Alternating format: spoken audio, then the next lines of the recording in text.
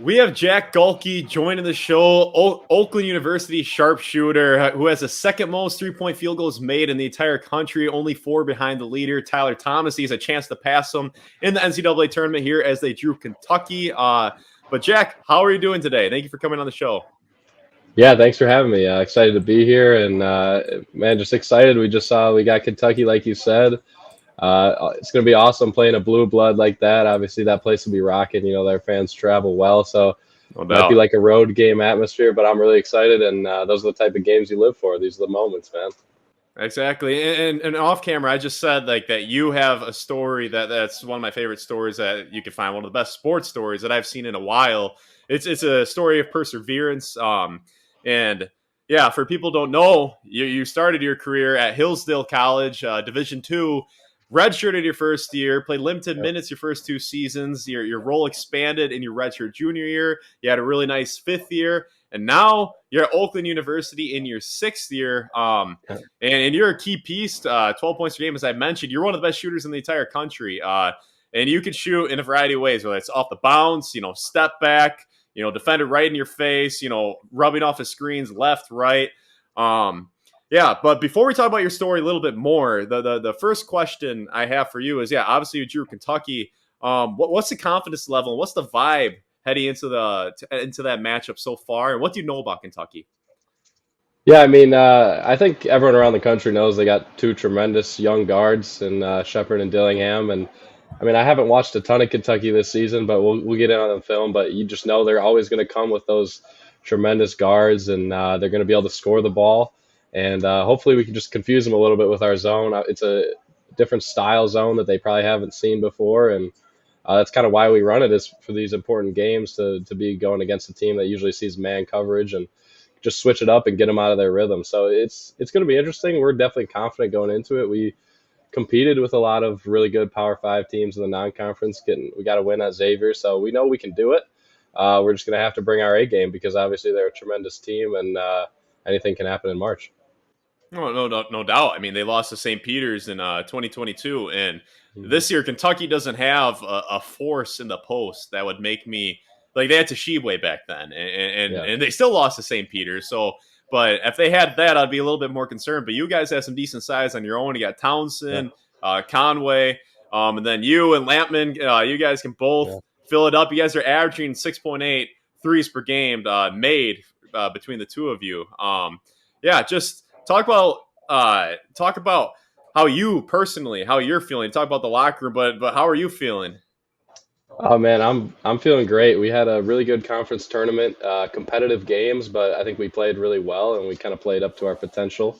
So I think we're going into this just with a good head on our shoulders, really excited to get out there and compete on this national stage because we prepared all year to get to this point. We knew we could compete here, and now it's kind of just go out there and make the plays because the preparation has already happened. Obviously, we'll get a couple practices in this week, but you put in all the work this year and years past to get yourself ready for a situation like this. So just got to go in with confidence and a little bit of swagger too.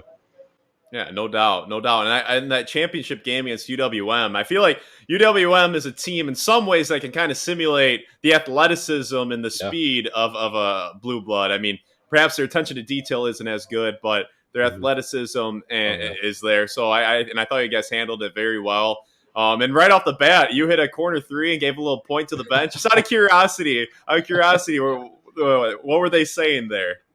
They had some choice words for me. We were going back and forth a little bit. The previous game we played at their place, so I think they came into this one and were trying to get under my skin early, just saying a couple things to me. I won't repeat them on the pod here, but I had to call them out right away after making that shot, and immediately the ref got on me and was like, "No, we're not doing that today." So had to shut down the trash talk after that. I didn't want to get teed up for my team. There we go. I love it. I love the confidence. I love the confidence. But if I told you after your redshirt sophomore season, where I have the stats, you average 5.8 minutes per game, Yeah. 2 points per game, that you'd be second in the country, as I mentioned before, second in the country in 3-point field goals made, averaging 12 points per game on a really good Oakland team that just punched the ticket to the NCAA tournament. What would you have told me? I mean, definitely would have been extremely surprised. I always knew or I always had a confidence in myself, like I could achieve things and I could get to a certain point where I've always dreamed of. But uh, I definitely, after my first couple of years at Hillsdale, I think it was after my redshirt year, I realized, hey, I got to lock in. I gotta get with this grind, and I got to put the time in. And because I knew it wasn't like my coach was screwing me over or anything. I just wasn't quite good enough yet, and that's okay. So I just had to put the time in, get in the gym, work on my jumper, work on all the other aspects of my game, and kind of just hone in my skills. And I definitely wouldn't have pictured myself in this moment, but now that I'm here and kind of looking back on the work that's kind of led up to this point, I think it all kind of makes sense.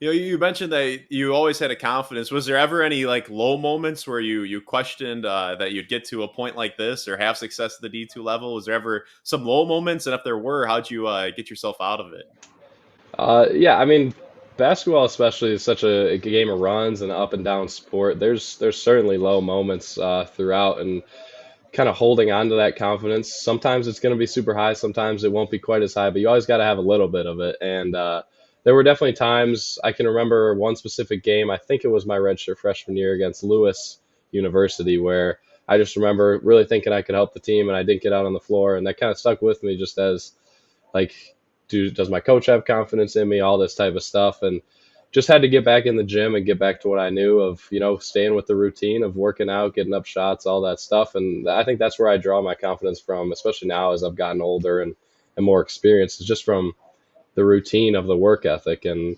once you can build on that, I think the confidence comes from there, and then you just see it play out on the court in the games. So yeah. Yeah, and what are some of the biggest lessons you've learned in your journey, your college journey? Yeah, I think I mean, you said it at the beginning, persistence. Like, you just gotta stick with it. If you know what you want, you really can go get it. It's just you gotta put in the work. Sometimes people are gonna put in more work. Sometimes people are gonna put in less, and you just gotta keep working at it. Never give up. And one of the biggest things for me that I realized was a lot of people will say something like run your own race.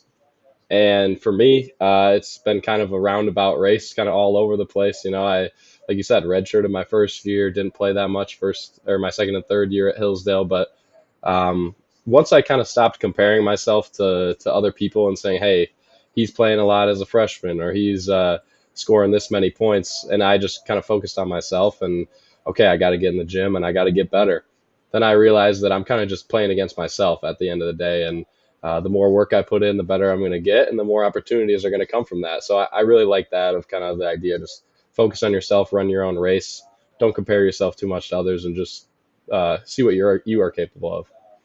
I love that you said playing against yourself because that leads perfectly into my next question.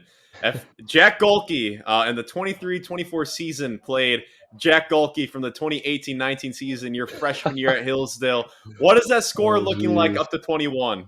Oh geez, man.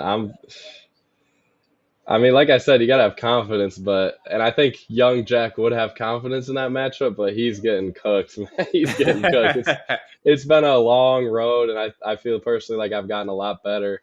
I'm gonna say, I mean, young Jack's he's still gonna hit a three or two, so probably 21-4, maybe 21-3, but it would be a long day for him. No doubt. And you're listed on the Hillsdale website at 6'3", 195, which is solid at 6'3" as a basketball player. But now you're listed at 215. How much time have you spent at the weight room?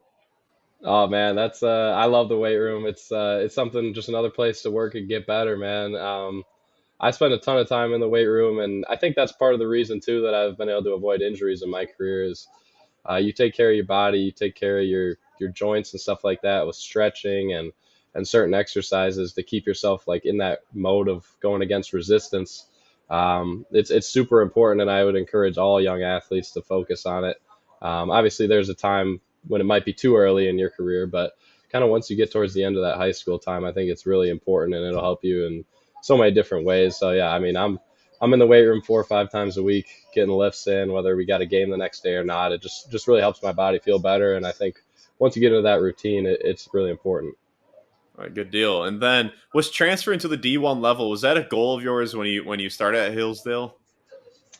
No, not at all. My goal out of high school was I just wanted to get a scholarship. I wanted to have my college paid for, so my family didn't have to worry about it, so I didn't have to worry about it. And once I got to Hillsdale, I was just like, okay, I'm here. I'm at a D2 school, but it's a great D2 school. I want to enjoy this and kind of have as much basketball success as I can here. And we did have some great runs. We made some great tourney runs. I had a bunch of success. But once I knew I had that COVID year, that's when I kind of figured, hey, I can maybe make a jump and see where my skills really are in this last year. And just been blessed to be able to have that opportunity to have one more year and go out on a stage like this and try to perform and kind of compare myself to what these other D1 talents are like, and it's been awesome. All right, good deal. And you obviously talking about coaching a little bit earlier, you have a really green light, as green as it gets, quite honestly. And well, what does that mean to you as a player when you have your coach's backing that he trusts you to put up the shots that you do? I mean, it's huge. It's honestly the most important thing that you got your coaches back like that, and that your teammates also feel the same way. Because there will be times where my teammates will pass me the ball, and I'll swing it to the next guy, and I'll be like, "Hey, man, like I didn't pass it to you to pass. I passed it to you to shoot." Yeah. So it's huge. I mean, they all see like the work that goes into it and the amount of shots I'm getting up. So their faith in return just gives me the ultimate confidence out there, like you said, the ultimate green light to try to impact the game with my shooting. And they do a tremendous job of getting me the ball in the right places, setting screens. And Coach Campy does a tremendous job of calling sets, for whether it's for me or for the other guys too. And he just knows where to put us in positions to succeed. And I think that's what's so great about our team is Coach Campy instills the confidence in me and Trey and Blake and all those guys to be able to succeed in our specific roles. And it's just a lot of fun when you go out there and you know that you have that freedom. And I think that's when people play at their best, is when they're just free and having fun out there and you can just be loose.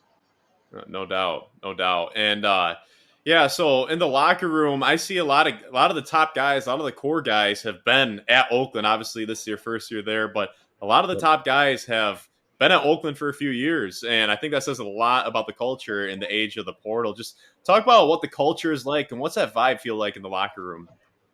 It's man, it's awesome. It's going into the transfer portal. I didn't really know what to expect coming out of Hillsdale. We had a tremendous team atmosphere at Hillsdale, and I was kind of worried I wasn't going to get that same experience no matter where I ended up. But like you said, having Blake, Trey, and Chris, 4 or 5 year guys here at Oakland, they kind of just set the standard of how everyone's going to be treated, and we're all gonna love each other, and we're gonna learn from each other and build this chemistry. And it's just been a tremendous year. I mean, we went to Italy, which was I think super helpful for us in the preseason to kind of bond and have that shared experience. We went to the Cayman Islands for a Thanksgiving tournament, another shared experience of traveling and stuff like that. That just brings you super close as a team, and we just learned a lot about each other and all the battles we go through on the court. The chemistry is just really good, and whether it's on the court or off the court, we spend so much time just in the locker room chopping it up, hanging out. So I think that's a big part of our success is just how much we believe in each other and how much we trust each other. Absolutely, and hopefully after you guys become a household name when around the country people know who Jack Gohlke is after a long run in the tournament. When this That's is right. over, are you looking to continue your playing career next year professionally? Yeah, yeah, definitely. I've always dreamed of playing professionally. It's been a wild ride in college, and I've stretched it out as much as I can. Got 2 degrees out of it, which is great. I'm very Yeah, lucky, but definitely want to try to play professionally. I'm not sure where that's going to take me. I've talked to some agents and different people, and maybe some different countries in Europe, that type of thing. But that'll just be a whole nother journey in itself. But I think being a pro is something that'll be a really cool experience, especially overseas when you get to go to all those different countries in Europe and kind of be immersed in that culture and learn almost a whole new style of basketball and a whole new culture of supporting basketball. You see some of those crazy atmospheres they have there, and it just looks super cool. So I definitely want to try to play pro and have a 5, 10 year career, stretch it out as long as I can, and just enjoy yep. the game because the game has treated me very well so far. So I want to just keep soaking it up. Yeah, no doubt. If you get paid money to play a game, it's a pretty good game. Exactly. So yeah, no, it's Absolutely. very cool. So yeah, that's all the questions I got for you. Just got a rapid fire round. I'll ask you a bunch of questions, Yeah. just answer in a timely fashion. You ready? Let's do it. All right. Favorite basketball player of all time. Paul Pierce. All right. Dogs or cats? I'm gonna go dogs. All right. Good answer. Favorite food? I love pineapple. Pineapple. Okay. Favorite holiday? Got to be Thanksgiving. Got to. a lot of good food. All right. Toughest player you've ever had to guard. Best player I've ever had to guard. Oof. I would probably go just based on the time. I played against Tyler Hero a lot in high school, and I mean he's a tough cover. I didn't always match up against him, but when I did, I mean he's handing out buckets left and right. Yeah, no doubt. Favorite movie? Interstellar. MJ or LeBron? That's tough. I don't know. I'm gonna have to go LeBron just because I've watched LeBron, but I mean, no disrespect to MJ whatsoever. See, as an old head in college, I thought you might go MJ. I mean, But I'm not saying LeBron's my goat. I'm just saying if I had to watch one, it would probably be LeBron. all right, good deal. Who is the best player in the world right now? Got to be Jokic. It's got to be Jokic. He's unstoppable. Favorite sport outside of basketball? I'm a big football head, man. I watch pretty much every NFL game that's on TV. All right. Favorite musical artist? Lately, I'd have to go with Burna Boy. Okay. Biggest pet peeve? Biggest pet peeve, probably just people that don't like do their dishes after they're done with them. You're not a fan of soaking? Letting the No, dishes soak? don't just leave everything sitting there. All right. Favorite city you've ever visited? I'm a big Celtics fan. I've been to Boston twice, so that was super cool seeing all the history there. I love that city. All right. Last two questions. Favorite type of workout?